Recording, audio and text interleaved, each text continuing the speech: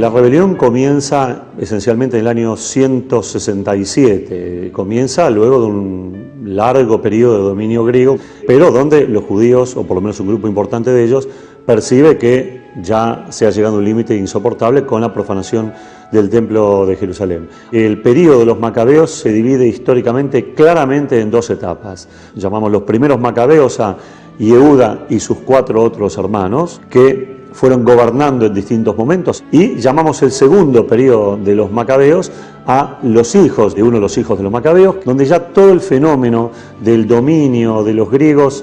se va haciendo un poco más difícil de comprender, de entender, porque hasta los propios macabeos que lograron liberar temporalmente a la tierra de Israel de la presencia griega sucumben a la helenización. Una fuerte presencia de la cultura griega a través de templos, a través de labor física, de ejercicios, de espectáculos, de teatros, y era una cultura sumamente seductora desde el punto de vista comparada con la cultura judía y religiosa, que era más austera, más sencilla, más campesina, si se la quiere llamar así, en contra de esta cultura urbana de placer, de hedonismo, que proponían los griegos, en donde muchos judíos efectivamente sucumbieron. No así en las zonas de las aldeas, en las zonas montañosas, donde el acceso a la cultura griega era más difícil y se mantenía un poco más la pureza de la doctrina religiosa judía.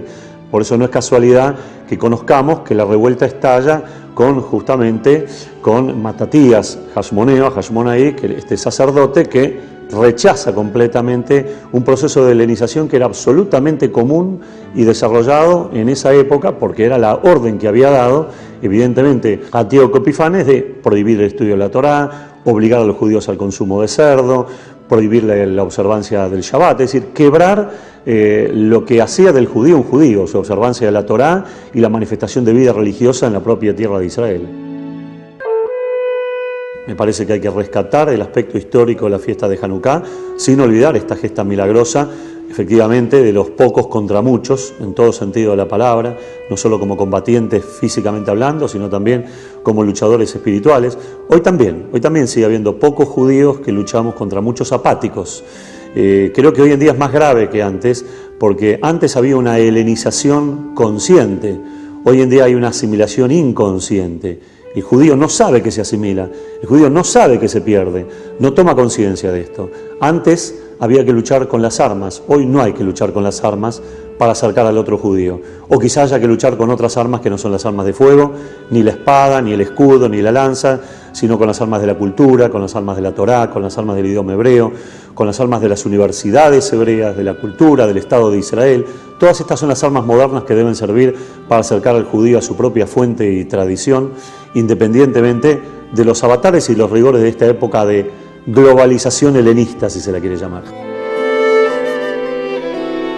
Pero no cabe ninguna duda que podemos aprender muchas lecciones de la gesta macabea, de la revuelta gloriosa y magnífica inicial de los primeros macabeos contra el dominio griego, y también de esta segunda etapa, en donde la revuelta se licuó y perdió claramente fuerza y perdió entidad. Las acechanzas y las amenazas espirituales que hoy mismo penden sobre el pueblo judío son aún más graves que las amenazas físicas que penden sobre el pueblo judío.